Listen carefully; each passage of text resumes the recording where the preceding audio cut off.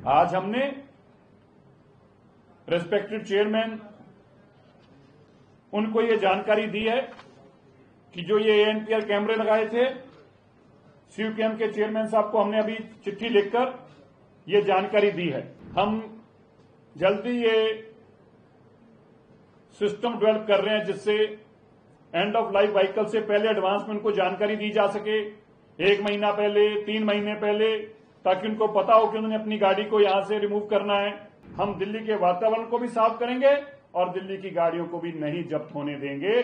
दिल्ली के अंदर आम आदमी पार्टी ने न्यू कार डीलर से मिलकर दिल्ली के अंदर लूट करी। उसका मैं आपको जीता जाता उदाहरण अभी पढ़ के सुनाऊंगा। ये नोटिफिकेशन है government of national capital territory of Delhi transport department 20/2/2024। 20/2/2024 को दिल्ली की सरकार ने नॉर्म्स बना दिए कि दिल्ली के लोगों की मेहनत की कमाई की गाड़ियों को कैसे उठाया जाएगा, कैसे तोड़ा जाएगा, कैसे खत्म कर दिया जाएगा। मैं पढ़कर सुनाना चाहता हूं।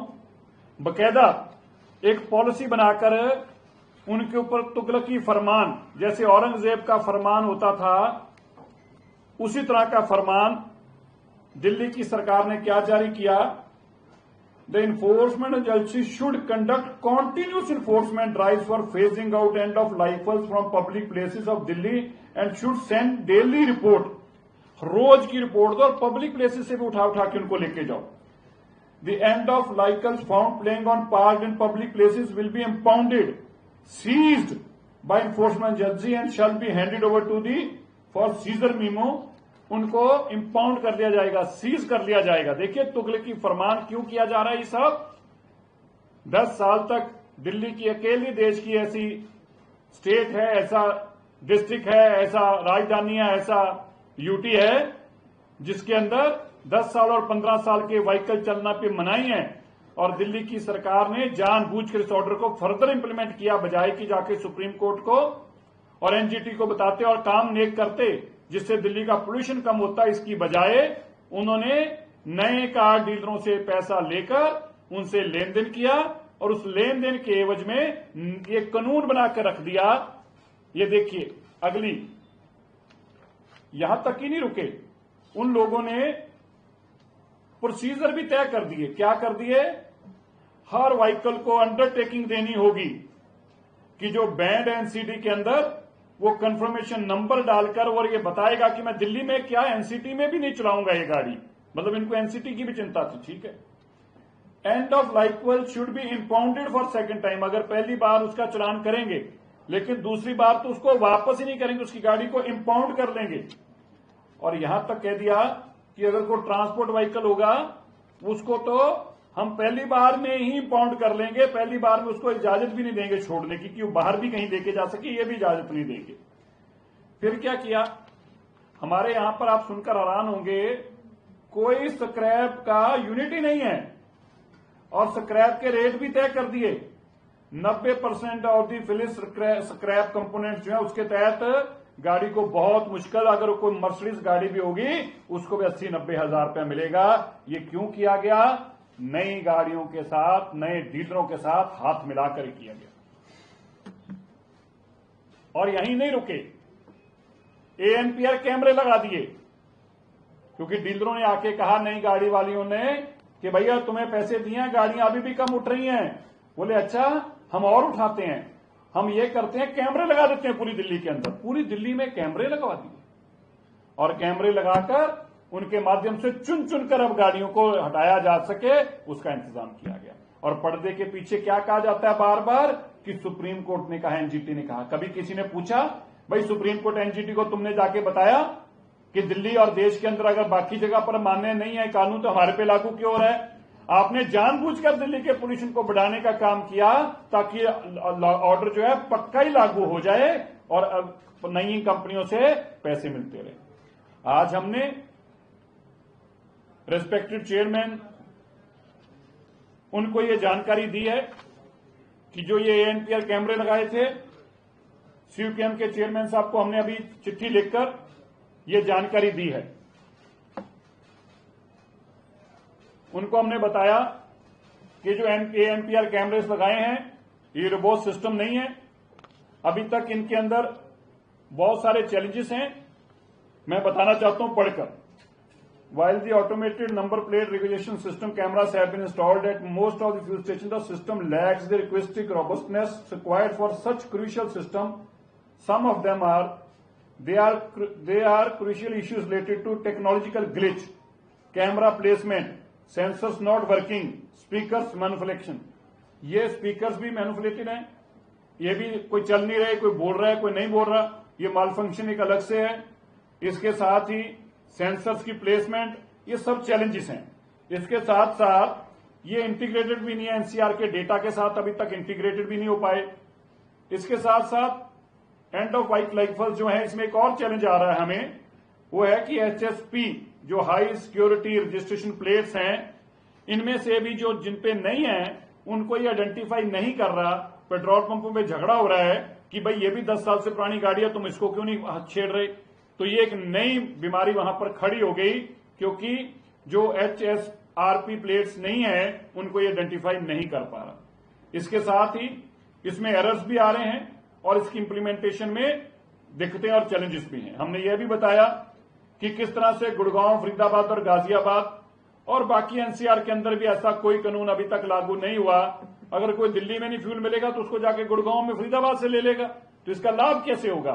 इसका लाभ तभी होगा जब इसको रोबोट सिस्टम किया जाए और सारी जगह पे बराबर किया जाए।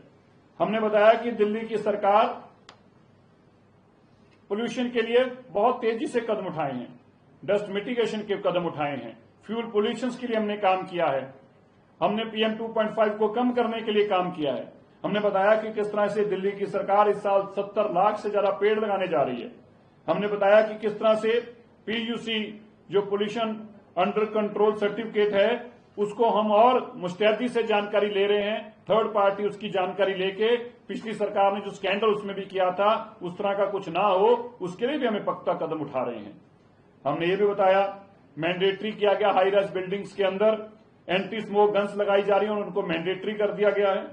हमने बताया कि किस तरह से दिल्ली की सारी PWD की सड़कें जो हैं वो मैकेनिकल रोड स्वीपर के माध्यम से अब साफ की जाएंगी, ताकि PM 2.5 डस्ट जो है पार्टिकल्स ना बने, और साथ में इनके साथ एंटी स्मोक गन और वाटर स्प्रिंकलर्स भी इंटीग्रेटेड होंगे, ताकि दिल्ली के वातावरण को और स्वच्छ किया जा सके।